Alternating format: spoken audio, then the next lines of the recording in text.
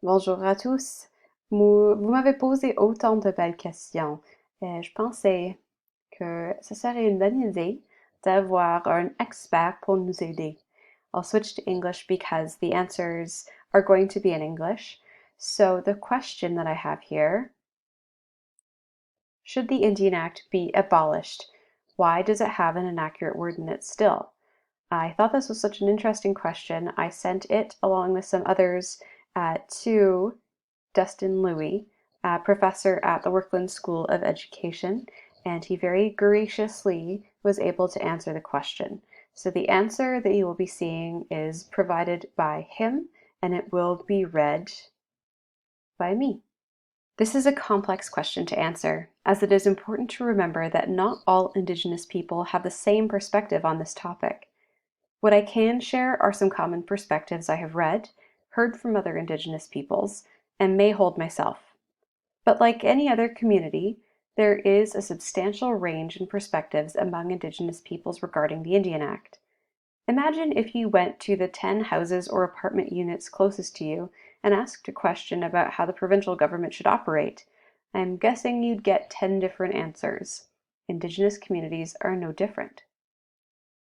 First, it should be noted that not all Indigenous people fall under the Indian Act. It is only people who fit within the government criteria for having Indian status, or those of us who are First Nation. The Indian Act fundamentally was designed to do two things. First, it defined who was First Nation and who was not. This was not based upon Indigenous communities' own standards for membership. It instead used an arbitrary government designation, which was problematic for myriad reasons. The second reason for the creation of the Indian Act was to place limitations on Indigenous peoples, limitations in movement and access to society. Relating to the first aspect of the Indian Act, defining who is First Nation and who is not, it is important to look at who is excluded. Notably, the first iterations were sexist and based on patriarchal conceptions of family. Indigenous women's status as First Nation could be lost by marrying a non-First Nations person and would never be returned. In addition to gendered reasons for losing status, there was also a litany of additional reasons that included, but were not limited to, going to post-secondary, voting, owning land, and joining the military. Moreover, it was also the government who decided the criteria, not the First Nations themselves.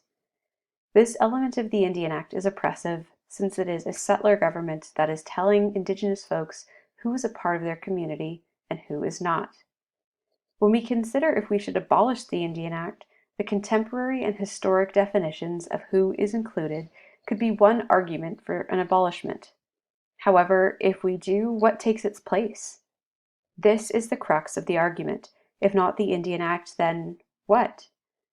The fear Indigenous people have is they will lose all rights if they abolish the Indian Act, despite the tyranny they have lived under for generations. In addition to defining who is First Nation, the Indian Act imposed a government system on First Nations communities, the chief and council system. Some Indigenous communities have traditional governance systems that could easily take the place of the Indian Act system that governs Indigenous people. The principles and colonial nature of this system have no similarities to the traditional Indigenous community leadership and are designed so that governments could control entire communities by controlling one person. In my opinion, the chief and council system is one of the primary barriers facing Indigenous people.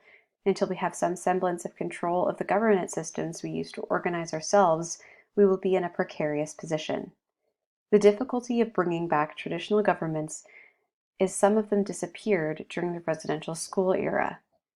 In addition to taking children away from their families, the government also outlawed government and economic systems that had been practiced for centuries, if not millennia. This happened in my community with the outlawing of our balhats, or potlatch systems, which was fundamentally our governance and economic system. In my community, we have managed to maintain the system despite the government's attempts at destruction, but this is not the same for all First Nations communities. So what takes the place of the chief and council system in communities that have lost their traditional system during the residential school era? Moreover, does abolishing the Indian Act solve this problem? What takes the place of the chief and council system without the Indian Act? Do Indigenous people just fall under the mainstream jurisdiction? Now shifting to the second element of the Indian Act, placing limitations on Indigenous people, we can see additional reasons for abolishing the Indian Act. Previously, there were laws like the pass system, which illegally required Indigenous peoples to get a pass from the Indian agent to leave their community. There were limitations on Indigenous people owning property, denied them access to voting until the 1960s, and myriad other oppressive limitations. Many of these have been eliminated due to hard-fought legal victories by Indigenous people and settler allies, but some still exist. And if the laws themselves are not oppressive, we see consistent oppressive interpretation of current iterations of the Indian Act. There is a long discussion to be had regarding the contemporary version of the Indian Act that are oppressive, but I will save that for another day. Given the two elements of the Indian Act, defining who is Indigenous and placing limitations on them, it would seem obvious that the Indian Act should be abolished. However, we must not overlook the hard-fought benefits for Indigenous people in the Indian Act. The rights to their land, access to resources, taxation considerations on their own territory, right to self-government, and a number of other considerations. The creation of the Indian Act and the signing of treaties gave non-Indigenous Canadians access to freedom and resources of a massive country, and in return, Indigenous peoples had certain rights recognized. By abolishing the Indian Act, you also remove these rights, which Indigenous people see as foundational to their identity and lived experience. Settlers would still have the benefit of access to Canada and the freedoms and resources it provides, but Indigenous people would no longer have access to their rights. It is ironic that Indigenous people are consistently shamed for exercising their rights in this process, like not paying taxes on reserve land, yet settlers, who got the better part of the deal, are never made to feel shame. I digress. We should not abolish the Indian Act, but we must rapidly continue to make amendments. Shift the spirit of what the Indian Act is. Instead of imposing the identity of what it means to be First Nation or a status Indian, how can the Indian Act instead empower First Nation communities to develop a criteria of identity for themselves? Similarly, instead of imposing the chief and council system, how can the Indian Act recognize and support traditional hereditary governance systems to regain their role in Indigenous communities?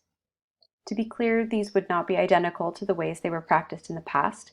All culture is dynamic and consistently changing, but how can they inform the design of contemporary governance system?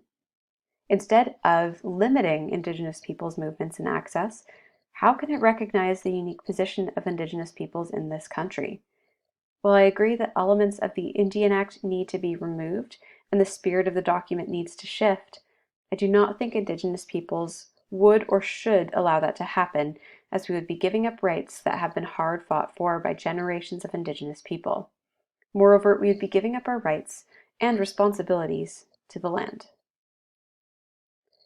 Un grand merci à Professeur Louis pour sa réponse et merci à vous pour la belle question.